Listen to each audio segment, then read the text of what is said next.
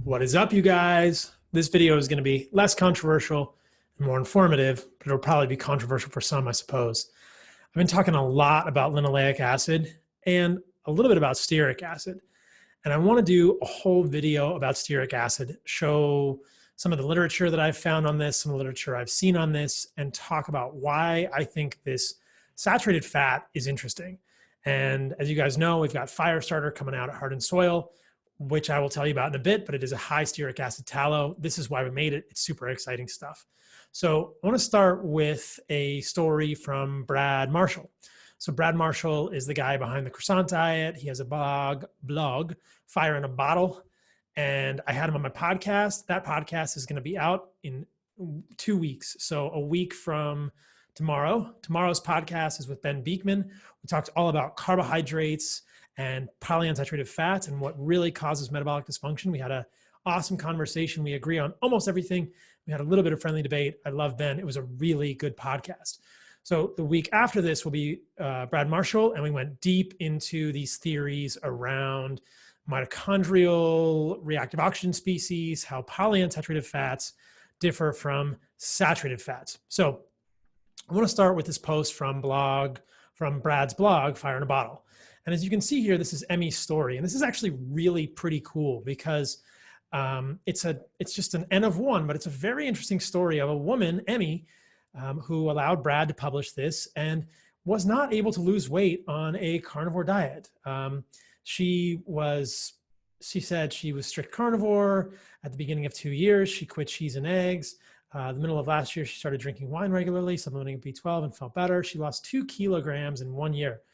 About 4 pounds in 1 year. So Brad says, what kind of meats were you eating?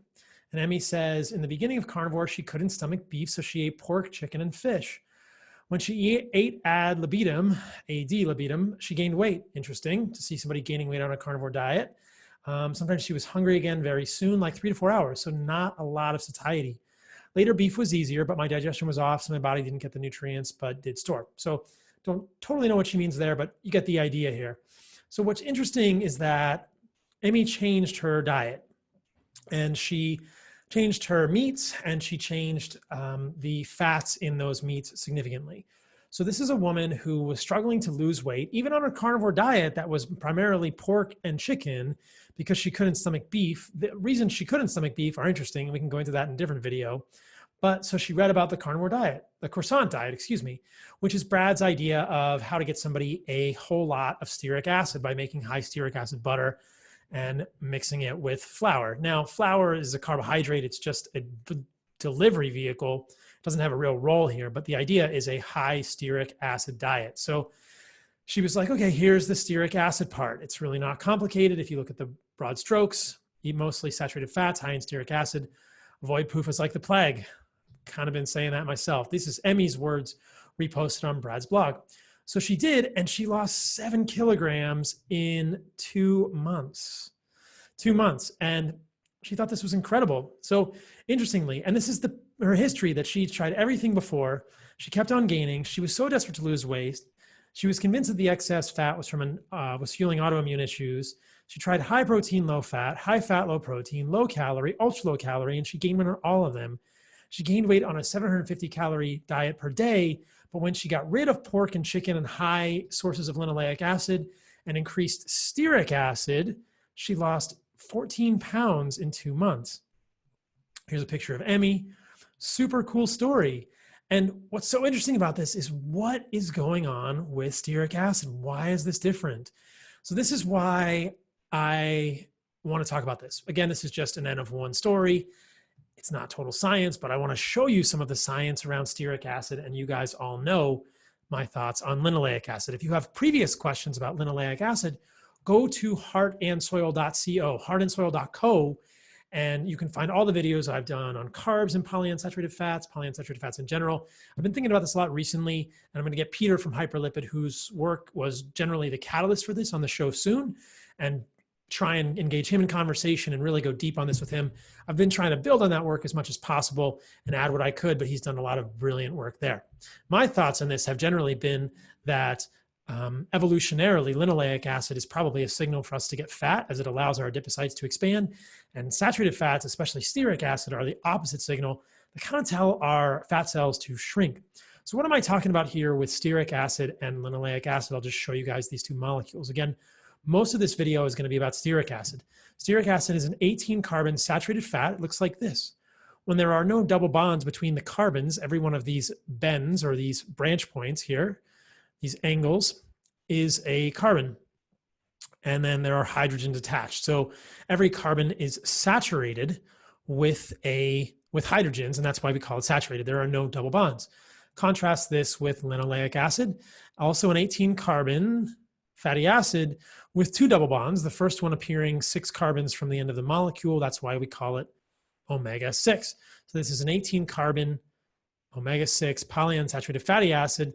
The UPAC name is 9-cis, 12-cis, octadeca 912 dienoic acid. You get the idea. Cis 912 octadeca dienoic acid. You don't need to know that, just that it has 2 double bonds at the 9 and 12 positions. The first one is 6 from the end of the molecule. Again, they're labeled differently by whether you're counting from this carbon or this carbon. It can be a little bit confusing. You get the sense of what I'm driving at here.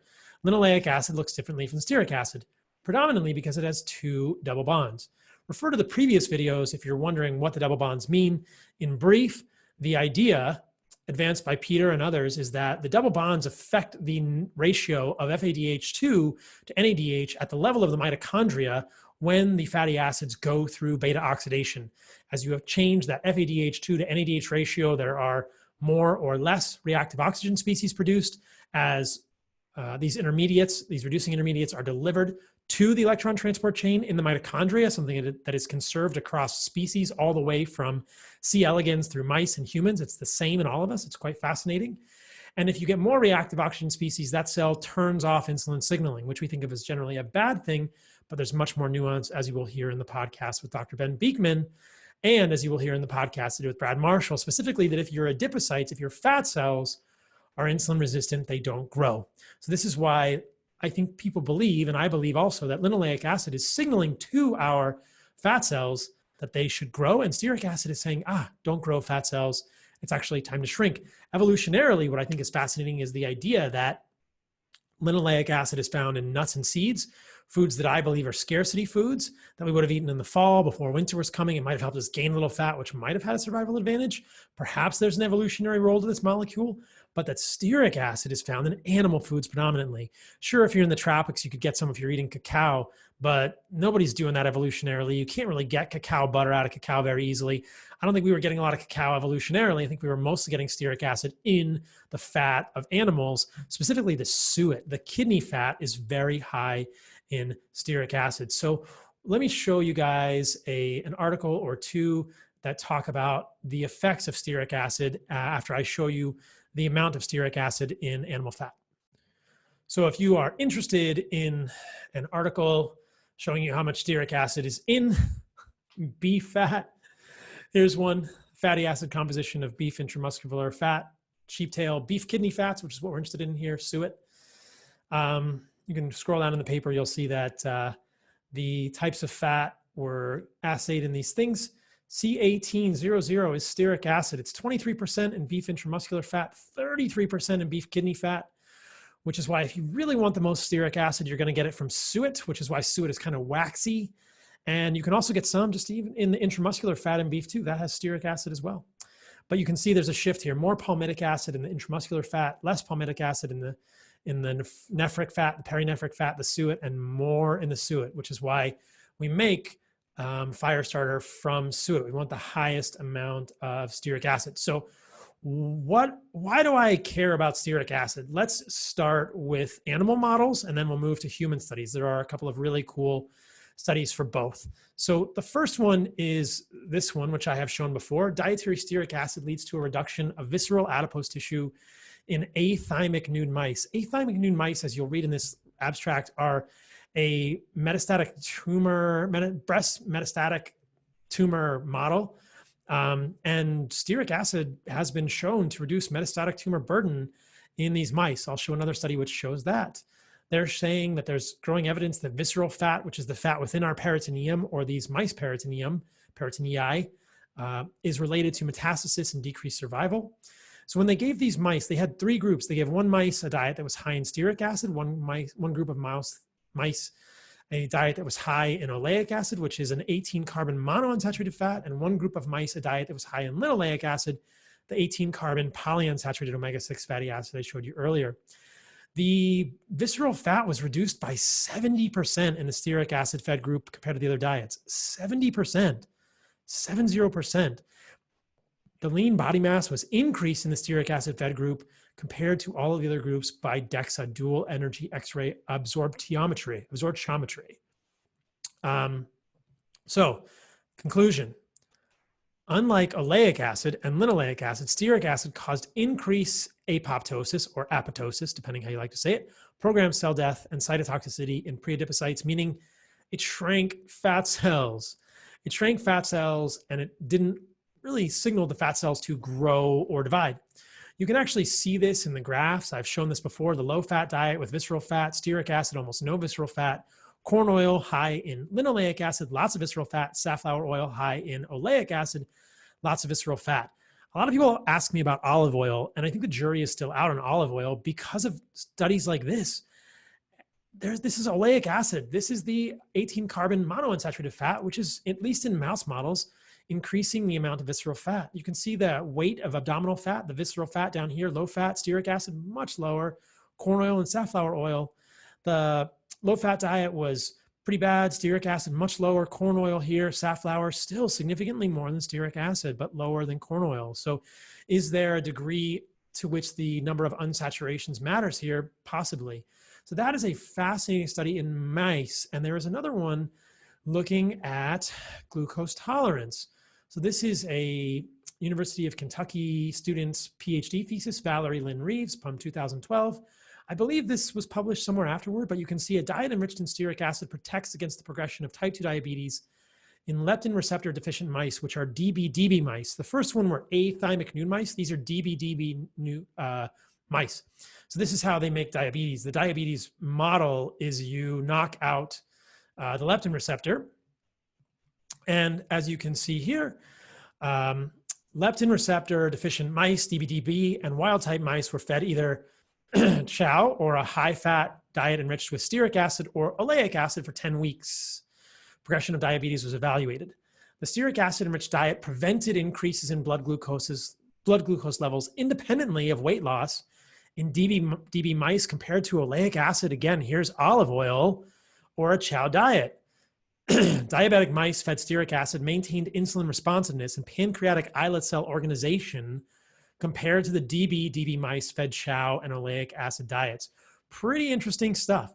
Conversely, the diabetic mice fed oleic acid and chow diets had decreased insulin responsiveness and disorganized islet cells. Isn't that cool that stearic acid was able to improve these markers of glucose tolerance and actual physiologic, histologic organization of the islet cells in the pancreas?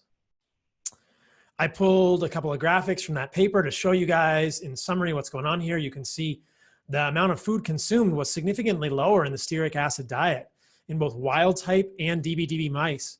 Does this mean that saturated fats affect satiety? I would say so. Remember Emmy's story? She said she was eating lots of pork and chicken and didn't feel full.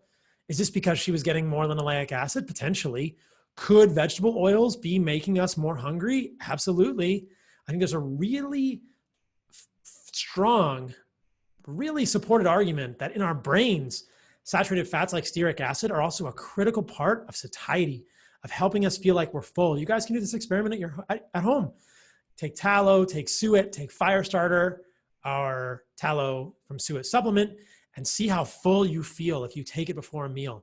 I eat suet with every single meal now, not a ton, but probably 30 grams with every meal. And I'll tell you, it's interesting. There's this idea that stearic acid affects satiety. And if you go into this literature, which I won't review in this video, if you go into literature, there is evidence that saturated fats and polyunsaturated fats like linoleic acid affect the satiety centers in the brain, the ventromedial hypothalamus, and other regions of the hypothalamus differently. And it makes sense because they're going to affect the mitochondria differently, which affects neural signaling and firing.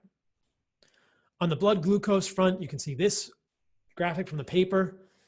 Blood glucose, wild type, DB-DB, stearic acid improved it even in wild type mice over the chow diet, significantly improved it in the diabetic prone mice in both of these studies. So really interesting stuff with stearic acid in mouse studies. And some people might say, we don't buy it, even though what we're probably dealing with here is mitochondrial electron transport chain mechanisms, which are conserved all the way from C. elegans to humans. People say, well, show me a human study that proves that stearic acid is beneficial. So one of the coolest ones I've found is this one. And I have shown this one before as well. So it's right there in the title.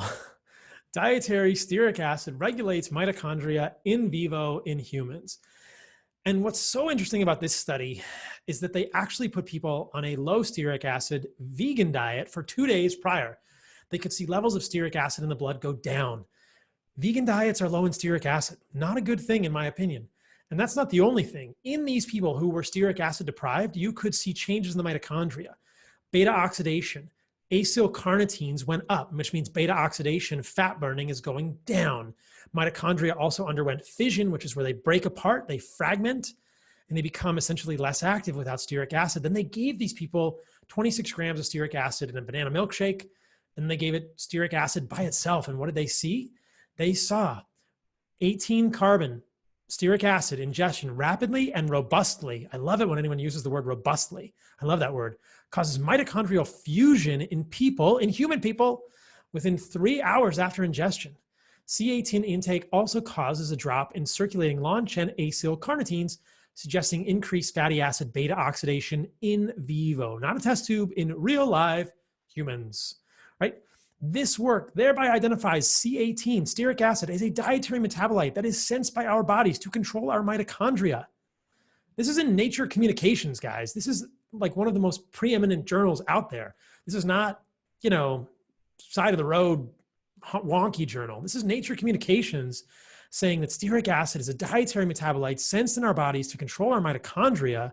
How cool is that? Where do we get evolutionarily? We get it from animals predominantly. It controls our mitochondria. It's a really cool paper. You can see here, they actually show you the mitochondria. The little red dots here, you can see them merging when they get stearic acid. So what is so interesting to me about this is that those 2 points that I made earlier, if you don't get enough stearic acid in your diet because you're vegan, because you're plant-based, because you're not eating animal fat, you could be affecting your mitochondria negatively. You could be losing out on use of fatty acid oxidation. You could be losing out on beta oxidation. Those acylcarnitines are burning fat. This is why I named the supplement Firestarter. If you want to start the fire in your mitochondria and start burning fat, you can use suet, you can use tallow, you can use Firestarter. We just wanted to make it easy for you guys if you don't want to eat raw animal fat, or you don't want to get this stuff, or you can't get it. That's why we do all of our stuff. I want you to eat organs. I want you guys to be nourished with no-satial nutrition. If you can eat fresh organs or fresh suet, that's fantastic. If you can't do that, that's why we do what we do at Heart and Soil. The goal is to bring you guys the best, highest quality supplements to get you no-satial nutrition in your life and make it as easy as possible. End of story, full stop. That's why I do what I do. I think about it for my sister, for my parents. They're not going to eat tallow or suet, but they'll take a pill. It's actually a gel cap. You can chew it. And I think it's really good to combine it with the other supplements because it'll improve the absorption of them. So a couple more studies here with stearic acid. The first paper I mentioned, or one of the first papers, actually referenced the fact that there is data suggesting that stearic acid also affects cancer progression in animal models. So these are also really cool studies. Prevention of carcinogenesis and inhibition of breast cancer tumor burden by dietary stearate. Again, this is actually in humans, that inhibits cell cycle progression in human breast cancer cells in the G1 and G2 phases. This is cell culture, but in human cells. We found that dietary stearate reduces the incidence of carcinogen-induced mammary cancer and reduces tumor burden. Importantly, mammary tumor cells from rats on a stearate diet had reduced expression of these genes, Rho A and Rho B, as well as total Rho compared with a low-fat diet. Overall, these data indicate that stearate inhibits breast cancer cell proliferation by inhibiting key checkpoints in the cell cycle in vitro and in vivo, and inhibits tumor burden and carcinogen-induced mammary cancer in vivo. That is in a mouse model. So they used human cells for cell culture and mouse models for in vivo actual experiments. How cool is that? Have you guys ever heard of anyone suggesting that stearic acid could be used in this way? I never have. I think it's amazing. There's another study that I posted previously about stearic acid in breast cancer metastases, but that is really cool that fatty acids found in animal foods could be affecting breast cancer progression of other cancers in a positive way. That is the real superfood, you guys. That is what we're talking about. Forget sulforaphane. We're talking about stearic acid found in animal fats. Intramuscular fat, suet, kidney fat, such a cool molecule. I want to show you guys this one thing, then I'll wrap it up. These are my blood work. I've shown it the last couple of times. I'll review it for all of you. You all know that I have a low linoleic acid diet as part of my diet. I've been experimenting with these. So you can see my linoleic acid in the RBC. This is a Genova Nutri-Eval. That's my name. Linoleic acid is 5.3%. I want to see it there in people. It's in the red because I am way less than average. Their reference ranges of Genova are bunk because they're doing it based on the population norms. You don't want to be in this green range here. You want to be around 5 or even less for linoleic acid in your red blood cells. Then you can look down here, look at my stearate, 19%. It's even above the reference range. So this is actually what I want. As you'll hear on the podcast with Ben Beekman, it's intriguing that my palmitic acid is low. You may know that palmitic acid is one of the products of de novo lipogenesis. This is even eating a moderate amount of fructose in my diet, which I talked about with Tommy Wood. Fructose does not lead to the massive degree of de novo lipogenesis in humans that it does in animals. Don't be misled by that. I have a moderate amount. I eat some fruit occasionally, some honey. You guys know this. This post is not sponsored by Big Honey. There's no such thing as Big Honey. That's ridiculous. I can't believe anyone would be so silly to suggest that, such bad behavior. But palmitic acid being low suggests insulin sensitivity and metabolic health. Stearic acid is high because I supplement with that, getting suet and Firestarter. These are what I'm so fascinated by. I thought that was so cool to see that in my blood work. So hopefully this has been helpful with regard to stearic acid, what it is, why you want it in your diet, what it signals evolutionarily. And if you can get suet from your butcher, do that. If you can get tallow, do that. If those are difficult for you or uncomfortable or hard to get into your life, check us out at Heart and Soil, heartandsoil.co, and check out Firestarter, which is coming this week, along with gut and digestion, which has stomach and tripe. We'll be talking about that more too. And these all pair well with the other supplements to allow them to be absorbed better. I really just want you guys to get more no-stale nutrition, however you can do it. If I can make it more convenient and provide high quality supplements, I believe in that as well. And I hope you guys are doing great. You can always also email me anytime with questions, Dr. Paul, drpaul at heartandsoil.co, heartandsoil.co. We got a new website. It's shorter. It's easier. All right, you guys, stay radical. Every Sunday is newsletters. Go to heartandsoil.co to sign up for that. Podcast comes out tomorrow with Ben Beekman. It's going to be an amazing one. Podcast next week with Brad Marshall. Hopefully this is helpful. Share it with your friends. Go out there and crush it. Stay radical. Reclaim your ancestral birthright to radical health. My people, love you all.